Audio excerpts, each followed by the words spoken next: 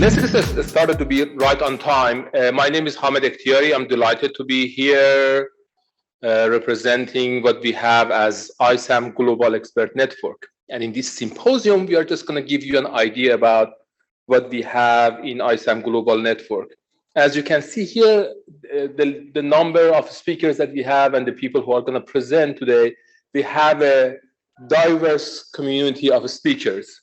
We have people from really senior kind of position in their career. We have mid-career scientists, and we have junior investigators. So that's a good combination of everybody contributing to what we have in this panel.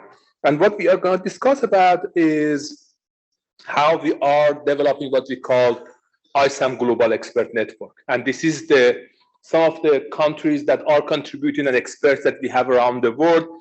Over 300 experts around the world that are contributing to what we call ISAM Global Expert Network. And we hope that some of you at the end of this session would be interested to join us. So bear with us for the next 90 minutes, and we are going to discuss how you can collaborate to what we call ISAM Global Expert Network.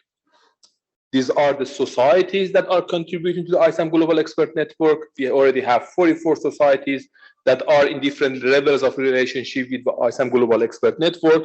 Yesterday here, we had a meeting with presidents and representatives of 20 of those societies who have been attending here in person, and some like 20 other presidents and chairs who have been attending online in the kind of combined or sort of combination of virtual and in-presence presentations and meetings. So we enjoyed discussing about all those things yesterday, for those who have been here.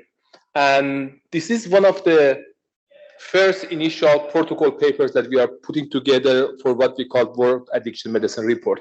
And I've already added QR code. If you want to kind of bring up your mobile phones and just scan the QR code, and there will be lots of QR codes today. So we can just use your cell phone. I will give you multiple kind of QR codes. You will also share the slides in QR code. So you need to keep your cell phone handy, using your cell phone to be able to basically collect those pieces of information that we are going to share today. So that is going to be the first piece. That is a kind of the protocol paper that we are working on for what we call World Addiction Medicine Report. And you will see what are the things that we have. I will have the last talk today. So in the last piece of the presentation, I will give you more details about the plan that we have.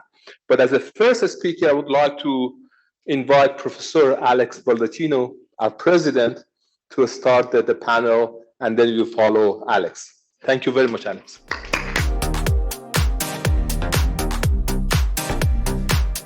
Thank you, Hamid, and the ISAM-GEN team, who some of you are already here. I was asked to contextualize this initiative, which you might think, it's not rocket science, talking to people and asking people some questions, but logistically it's quite challenging, but fulfilling. So ISAM's mission is that of being international, collaborating with like-minded individuals. But the whole idea is to sustain an evidence-based driven activity. Evidence-based, and you realize, and young clinicians, young scientists, and the older ones, is that there isn't much evidence out there, really. And of course, there are different types of evidence.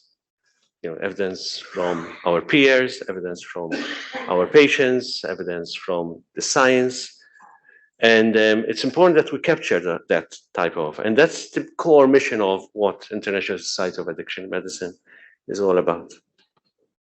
Okay, and we do these things in different ways. We call them products, but in a way to allow us as an organization to focus our activities around these activities, these products. And the one that has been really, really consistent and very successful is the ISAM textbook. We have Nadi here, who's been driving this for the last 25 years or so, well, about 23 years or so. And it's an international textbook that tries to capture the cultural and other differences that we find in throughout the world, but also capture these similarities. And that textbook is, of course, a preparation for people who would be interested in doing the International Society of Addiction Medicine certification exam. And that is a professional certificate exam that allows people to support their activity when they're interested in pursuing their career in the field of addiction medicine. But we have others. Yesterday we had the fundamental workshops going on, and of course, we have the global expert and the Global Scientific Congress, like what we have. But we have another side to ISAM's portfolio, and that is the Regional Council. And that is, in a way, we are and hoping that part of our core mission would be in supporting the currently and future established addiction medicine societies throughout the world. And this is just a representation. And yesterday we welcomed Brazil and Tunisia into the fold, and we have around 10 other applications throughout the world to be part of this ISAM Regional Council member. Well, of course, the two main messages are, it might sound like a cliche, critical mass is important, but you need to work in order to create an effective critical mass. And also what you collect is valid. I always talk about ecological validity, ground truth. Yeah, I'm a neuroscientist by training as my PhD, but how can you translate that into something that's going to make a difference? Not to me, but to the patients and to the community. And then we have this third component, experts. Who's the expert? If I ask you all about, cannabis, and I'm sure you're going to give me 470 types of opinions, etc. And this is the core element of ISAM-GEN, where we're trying to get the experts who know what is there on the ground and who can tell us as quickly as possible the answers to the questions that are going to be provided. That's the essence of ISAM-GEN, which in a way, it goes back to the core mission of ISAM. Yeah, let's not complicate things, but we move on in order to make a difference.